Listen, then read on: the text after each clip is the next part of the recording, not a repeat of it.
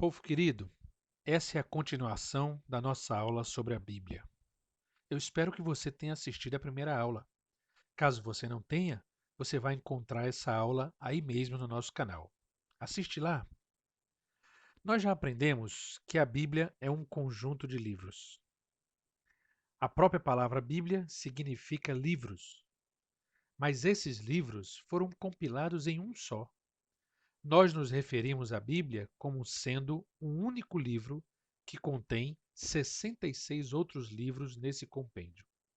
Sendo mais claro, embora a Bíblia seja constituída de muitos livros, ela é, na verdade, um só livro porque conta uma só história contínua que é dividida em duas partes distintas que chamamos de Testamento.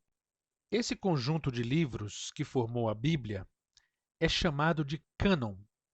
Os livros que compõem a Bíblia são chamados de livros canônicos. E o que é esse cânon?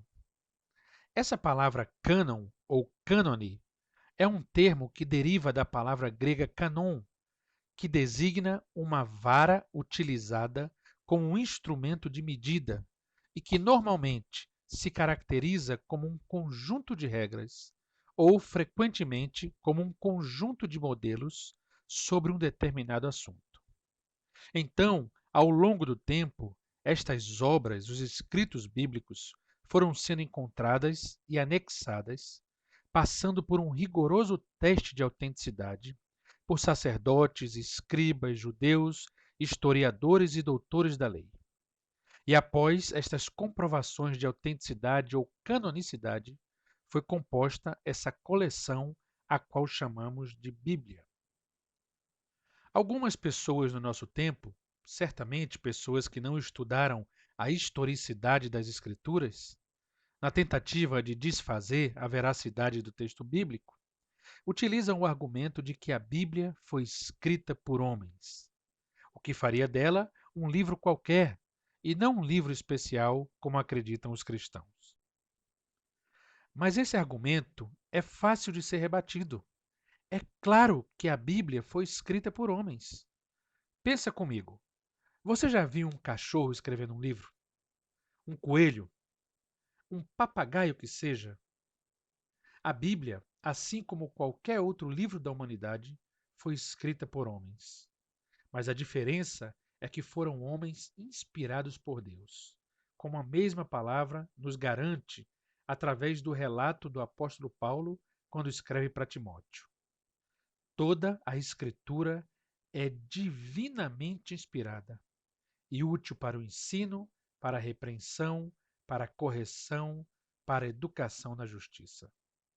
Nós também encontramos o relato do apóstolo Pedro em sua segunda carta. Sabendo, primeiramente, isto, que nenhuma profecia da Escritura é de particular interpretação, porque a profecia nunca foi produzida por vontade de homem algum, mas os homens santos de Deus falaram inspirados pelo Espírito Santo. Esse livro, a Bíblia, é tão extraordinário que tem sido lido por séculos e séculos em todos os mais diversos lugares.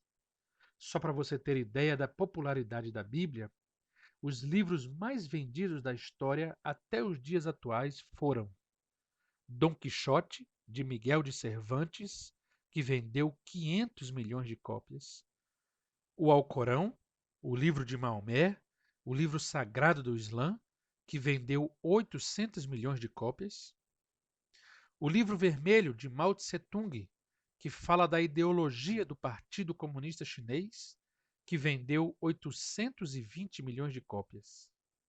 E em primeiríssimo lugar, a Bíblia Sagrada, com incríveis mais de 6 bilhões de cópias vendidas em todo o planeta. Veja que disparidade. Então, a Bíblia é, de longe, o livro mais vendido e mais lido de toda a história da humanidade. Pessoas e mais pessoas têm lido esse livro maravilhoso por séculos e séculos. Para você ter ideia do que eu estou dizendo, eu separei alguns relatos de pessoas famosas da história e o que elas falaram sobre a Bíblia. Vamos ver. George Washington foi um general e político norte-americano, tendo sido o primeiro presidente dos Estados Unidos. Ele disse assim sobre a Bíblia: é impossível governar corretamente o mundo sem Deus e sem a Bíblia. Dwight Lyman Moody foi considerado o maior evangelista do século XIX. E ele disse: eu orava pedindo fé e imaginava que algum dia a fé cairia e me atingiria como um raio. Parecia, entretanto, que a fé não vinha. Certo dia, li no capítulo 10 de Romanos: a fé vem pelo ouvir a mensagem, e a mensagem é ouvida mediante a palavra de Cristo, no verso 17. Antes, eu tinha fechado a minha Bíblia e orado, pedindo fé. Passei então a abrir minha Bíblia e a estudá-la, e minha fé vem crescendo continuamente desde aquele momento. Abraham Lincoln foi o 16º presidente dos Estados Unidos, sendo o primeiro presidente eleito pelo Partido Republicano. E ele disse: creio que a Bíblia é o melhor presente que Deus já deu ao homem.